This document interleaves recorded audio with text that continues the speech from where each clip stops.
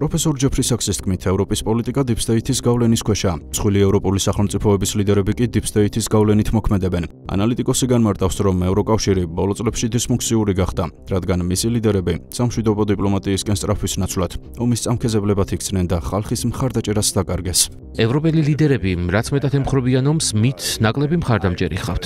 მოსახლეობას მშვიდობა და დიპლომატია სურს და არა ომი და სანქციების რეჟიმი, რომელიც ბუმერანგის პრინციპით უბრუნდებათ მოქალაქეებს.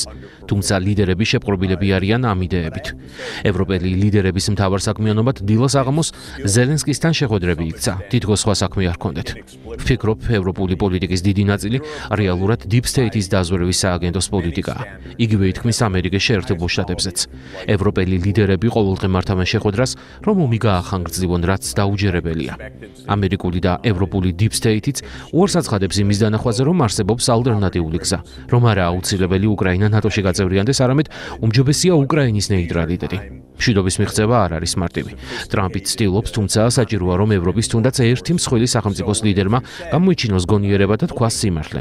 არიან პატარა ქვეყნები, მათ შორის კანდიდატი სახელმწიფოები აღმოსავლეთ ევროპაში, რომლებიც ამბობენ სიმართლეს, თუმცა ველოდებით გერმანიის, საფრანგეთისა და ბრიტანეთის ლიდერებს, რომ სიმართლე თქვან.